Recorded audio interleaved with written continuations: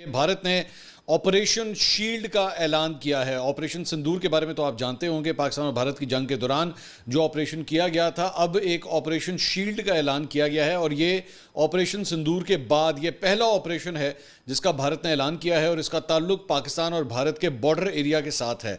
वो जो कहते हैं ना, उखाड़ लेंगे, पछाड़ लेंगे और ये कर देंगे, उन्होंने हिला कर रख दिया। मोदी की इन तकरीरों ने हिला कर रख दिया, क्योंकि इससे पहले क्या वजह है? ऐसा नहीं है कि उन्होंने लैंग्वेज जो यूज़ की या जो धमकियां दी पाकिस्तान को, मैं उस वजह से कह रही हूँ। नहीं, मैं उस वजह से नहीं कह रही। मैं इसलिए कह रही हूँ कि इससे पहले हमने कभी नरेंद्र मोदी को इस तरह बोलते, पाकिस्तान के खिलाफ खुली धमकियां देते या चेतावनी देते या हकीकत बताते हुए ऐसे नहीं देखा था। दोस्तों, भारत के वजीर आजम नरेंद्र मोदी ने फिर धमकी लगाई है पाकिस्तान को। इतनी धमकियां, हर रोज पाकिस्तान के खिलाफ बातें, और कहा है कि operation Sindoor is not over yet. हमने पाकिस्तान को 3 दफा जो है वो पाकिस्तान पे हमला किया है। वो कह रहे हैं कि हमने पाकिस्तान पे 3 दफा हमला किया है। तो यह सच्चाई है कि अब पाकिस्तान का जो डबल चेहरा है आतंकवाद को देख के, वो मुझे लगता है कि बहुत जरूरी है एक्सपोज किया जाए। पाकिस्तान एक तरफ से पूरे वर्ल्ड को यह भी बताता है कि हम भी आतंकवाद के विक्टिम हैं।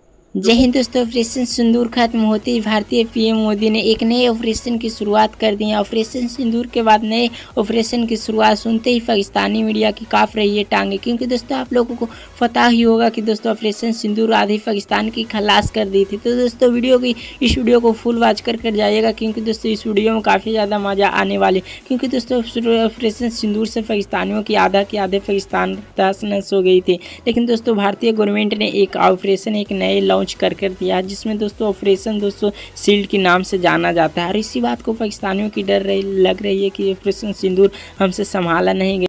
ऑपरेशन सिंदूर के बाद जो है ये एक बड़ा ऑपरेशन है जो पाकिस्तान के जो मुल्का इलाका है, जो इनके वेस्टर्न बॉर्डर के ऊपर, बॉर्डर के बिल्कुल साथ का जो एरिया है, वहाँ पे इंडिया ने जो है इसको प्लान किया है और इसकी अनाउंसमेंट जो है वो कल कर दी गई। कल रात को इसकी अनाउंसमेंट की गई और इसमें ऑपरेशन में है क्या, ये हम आपको बता देते हैं। ये बेसिकली सिविल डिफेंस का एक ऑपरेशन है और इसके अंदर इसके चंद खदोखाल जो है वो मैं आपके सामने ये रख देता हूँ। इसमें जो है ऑपरेशन शील्ड, ये इनके डॉक्यूमेंट्स भी हैं, बल्कि हम तक इनके डॉक्यूमेंट्स भी पहुँच चुके हैं। हमारे कबूतर इंडिया के अंदर भी मौजूद हैं।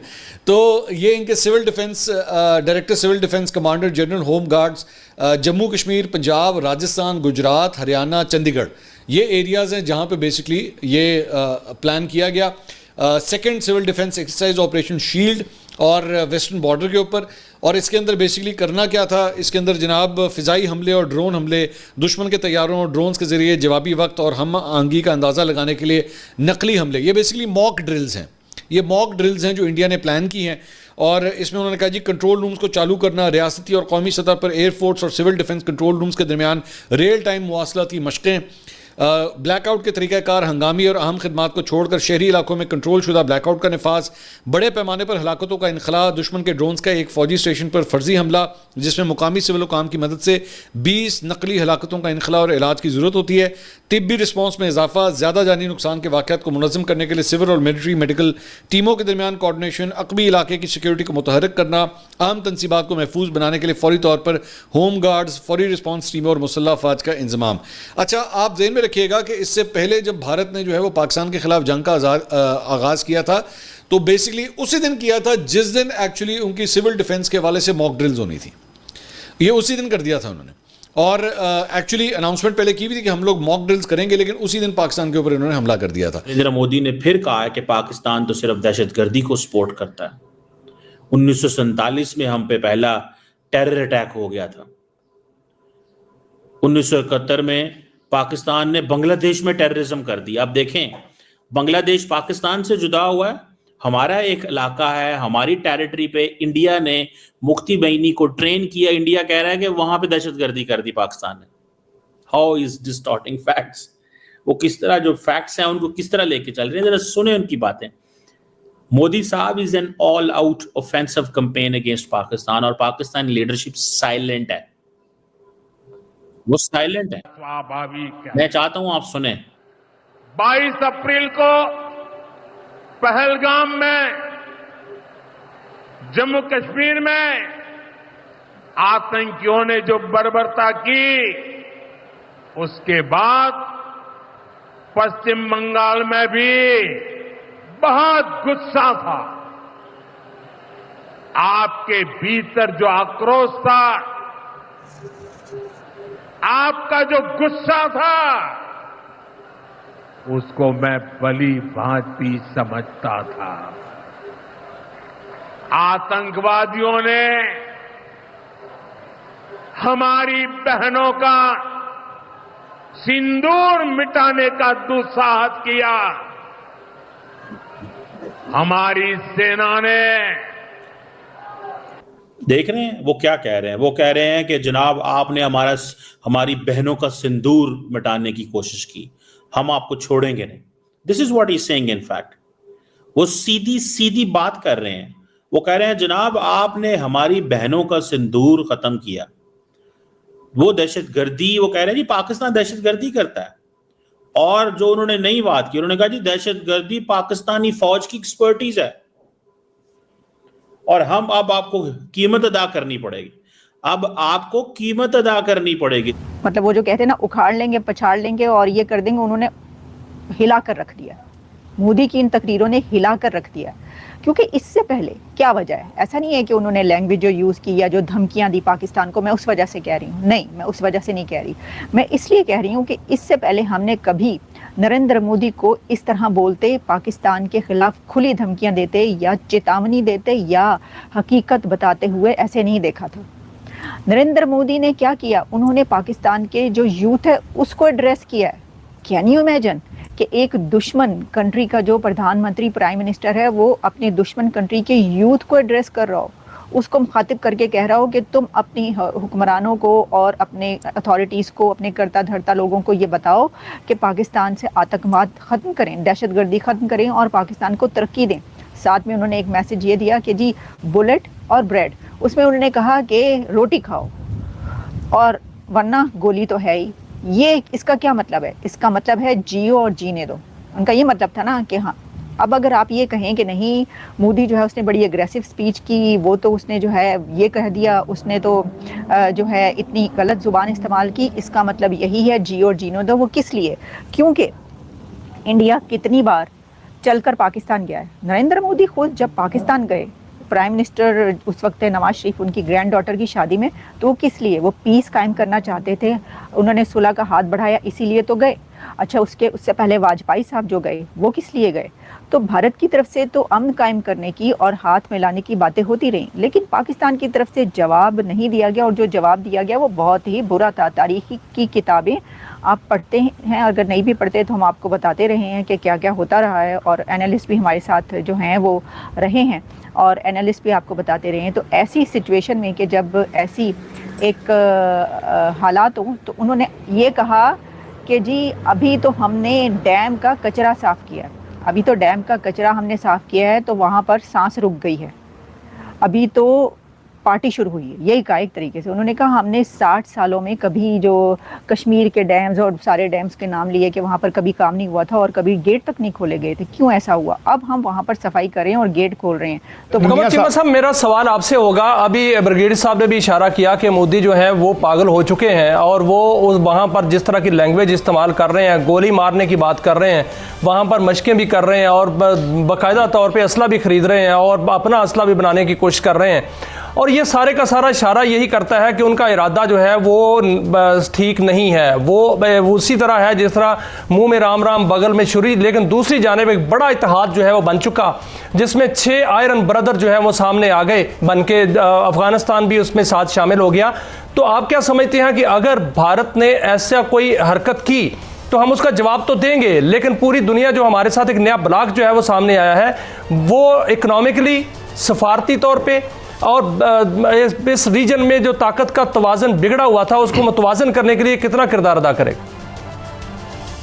बहुत शुक्रिया। देखिए, पहली बात तो ये है कि दुनिया ने देखा है कि पाकिस्तान ने इंतहाई रिस्पॉन्सिबली अपने आप को पिच किया है जब भारत के साथ ये डिप्लोमेटिक वॉर अब तक शुरू है इस वक्त हमारी।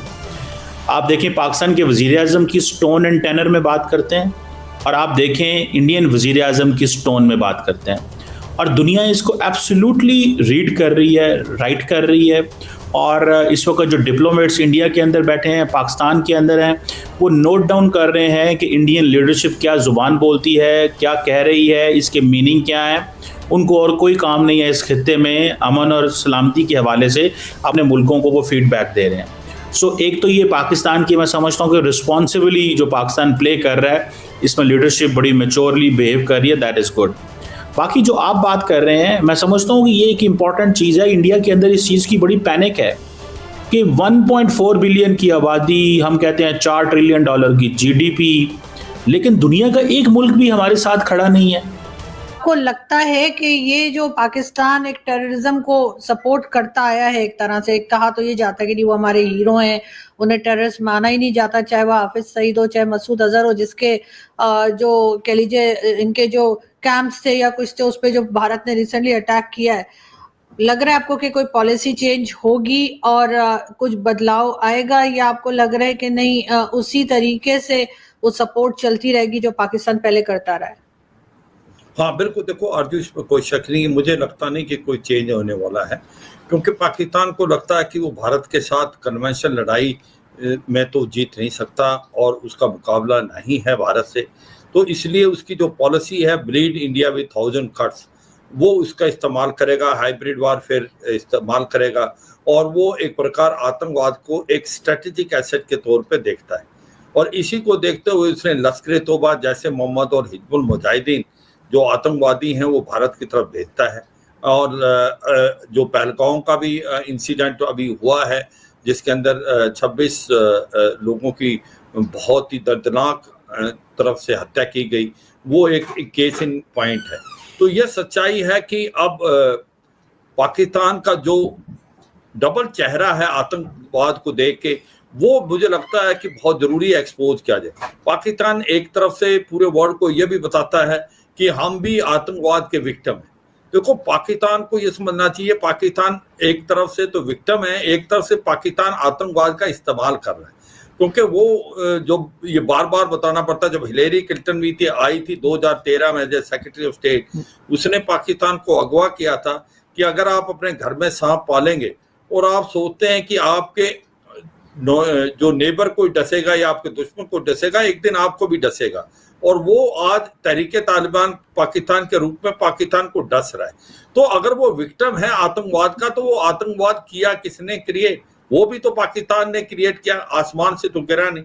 तो ये जो बार बार दुआएं देता है पूरे वर्ल्ड में कि पाकिस्तान भी एक आतंकवाद का विक्टिम है और पाकिस्तान आतंकवाद के अगेंस्ट लड़ाई लड़ रहा है, ये तो पाकिस्तान ने खुद क्रिएट किया है तहरीके तालिबान पाकिस्तान के रूप में। मगर जो आतंकवादी लश्कर तोबा जैसे मोहम्मद हिजबुल मुजाहिदीन, वो तो भारत की तरफ भेजता रहा, भेजेगा और ऐसा अभी भी कर रहा है। तो दोस्तों, जैसा कि आप लोग वीडियो में देखे होंगे कि ऑपरेशन सिंदूर खत्म होती भारतीय पीएम मोदी ने एक नए ऑपरेशन की शुरुआत कर दी, और इसी बात को पाकिस्तानी मीडिया को डर सता रही है कि ऑपरेशन सिंदूर तो हमसे संभाला नहीं गया, आधे के आधे पाकिस्तान ऑपरेशन सिंदूर ने खत्म कर दी और एक नए ऑपरेशन की शुरुआत भारतीय पीएम मोदी ने कर दी। दोस्तों, आप लोगों को बता दूँ कि ये नए ऑपरेशन की शुरुआत भारतीय पीएम मोदी ने की है, जिनमें दोस्तों गुजरात, दोस्तों पंजाब, हरियाणा और राजस्थान जैसे बड़े बड़े शहरों के लिए किया गया है। दोस्तों, आप लोगों को बता दूँ कि ऑपरेशन का नाम दोस्तों ऑपरेशन शील्ड के नाम से जाना जाता है। और आप लोगों को पता होगा कि ऑपरेशन सिंदूर जब भारतीय पीएम मोदी ने यहाँ पर से लॉन्च किया था, उसमें दोस्तों जंग चल रही थी, उसमें दोस्तों पाकिस्तानी की आधी पाकिस्तान ऑपरेशन सिंदूर से तबाह थी। लेकिन दोस्तों ऑपरेशन शील्ड के नाम से एक नया ऑपरेशन शुरू किया, जिसमें दोस्तों पाकिस्तानियों के लिए और ये खतरे की घंटी बजा दी है भारतीय पीएम मोदी ने। और दोस्तों पीएम मोदी से बचना पाकिस्तानियों के लिए ये दोस्तों सबक से कम नहीं होगा। आप लोगों को पता होगा कि जब से भारतीय पीएम मोदी की रडार में पाकिस्तान की टीम आई है, जब से दोस्तों पाकिस्तानियों की हालत ख़राब की हुई है पीएम मोदी हैं। और हर बार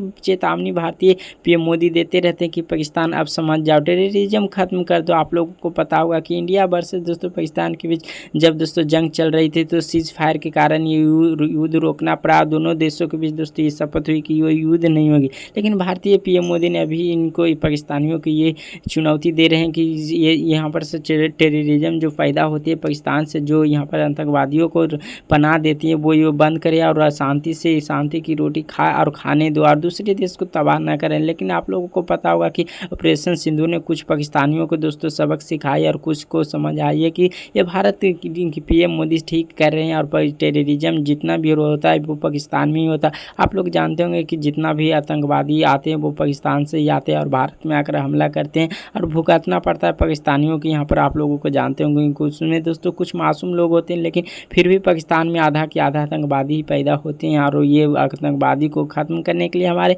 पीएम मोदी जानते हैं। तो दोस्तों वीडियो अच्छी लगे तो हमारे चैनल को सब्सक्राइब कर वीडियो को लाइक कर दीजिए।